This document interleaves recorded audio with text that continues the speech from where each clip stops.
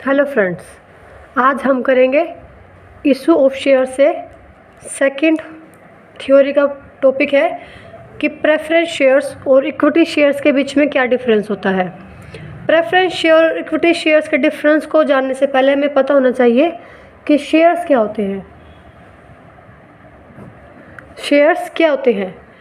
जब कोई भी कंपनी अपनी कैपिटल को छोटी छोटी यूनिट्स में, स्मॉल यूनिट्स में डिवाइड कर देती है तो हर यूनिट को शेयर कहा जाता है।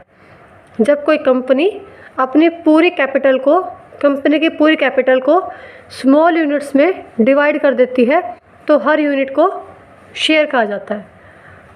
फॉर एग्ज़ाम्पल, कंपनी की 10 लाख रुपए की कैपिटल थी। अब कंपनी ने इस कैपिटल को शेयर्स में चेंज करना है ताकि वो पब्लिक को दे सके, कि पब्लिक को इनवाइट कर सके। तो अब कंपनी क्या करेगी, इस 10 लाख की कैपिटल को डिवाइड कर देगी 1 लाख यूनिट्स में, और एक यूनिट 10 रुपये की होगी। एक यूनिट 10 रुपये की होगी। तो जो ये 1 लाख यूनिट्स है, एक यूनिट जो कि 10 रुपये की है, इस यूनिट को हम क्या बोलेंगे? शेयर। तो जब कंपनी अपने कैपिटल को यूनिट्स में डिवाइड करती है और हर यूनिट को शेयर कहा जाता है। तो यहाँ पर जो एक शेयर की वैल्यू कितनी है? 10 रुपीज़ है। जो शेयर्स होते हैं वो ट्रांसफ़र इन नेचर होते हैं, उन शेयर्स को हम ट्रांसफ़र कर सकते हैं, और ये शेयर्स मूवेबल प्रॉपर्टी होते हैं। और सेल ऑफ गुड्स एक्ट के अंदर इन शेयर्स को गुड्स माना गया है। इन शेयर्स को गुड्स माना गया है।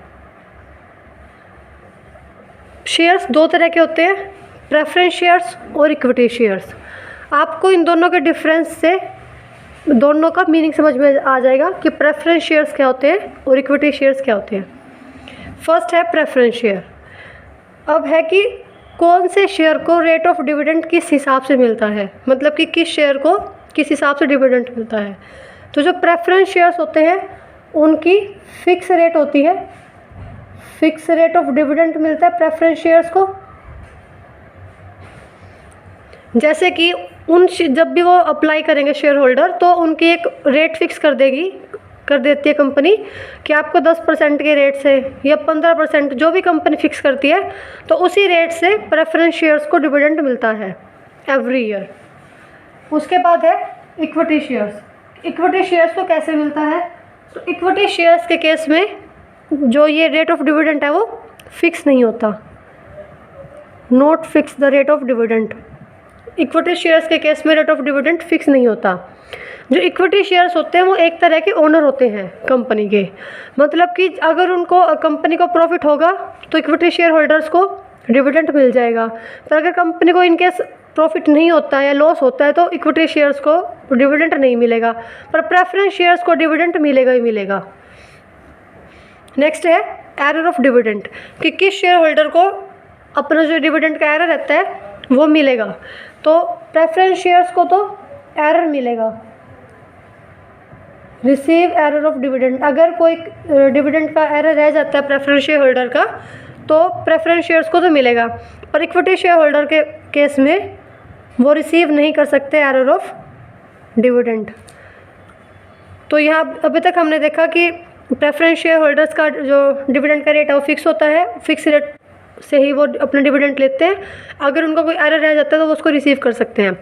पर इक्विटी शेयर्स जो एक टाइप से ओनर होते हैं कंपनी के, तो उनकी जो डिविडेंड है वो फिक्स नहीं होती। अगर प्रॉफिट होगा तो वो डिविडेंड ले लेंगे, अगर नहीं होगा तो नहीं लेंगे।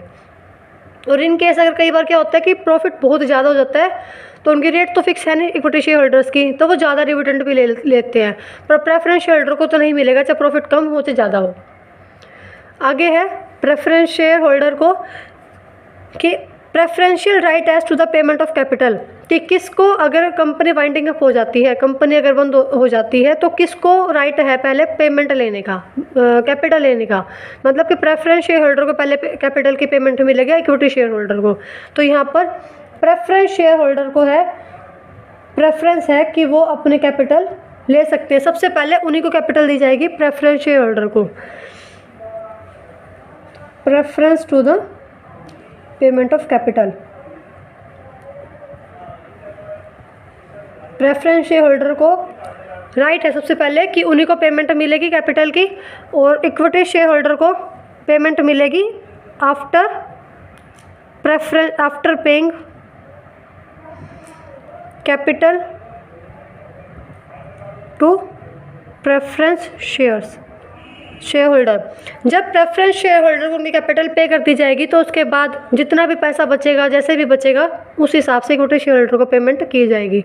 पर सबसे पहले राइट होगा प्रेफरेंस शेयर होल्डर्स को। उसके बाद है preferential right as to the payment of dividend, कि अब किसके पास किसके पास राइट है कि डिविडेंड सबसे पहले मिलेगा। तो वही है कि सबसे पहले प्रेफरेंस, अब इसके नाम से पता लग रहा है वैसे तो प्रेफरेंस शेयर सब हर चीज़ में इन्हीं को प्रेफरेंस मिलती है, तो यहाँ पर भी इन्हीं को प्रेफरेंस मिलेगी, preference to the payment of dividend.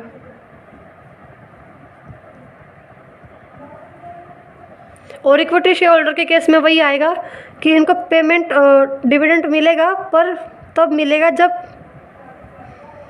Dividend preference share holder को पे कर दिया होगा। मतलब उनको पे करने के बाद जो पैसा बचेगा वो मिलेगा इक्विटी शेयर होल्डर्स को, सबसे पहले मिलेगा प्रेफरेंस शेयर होल्डर को।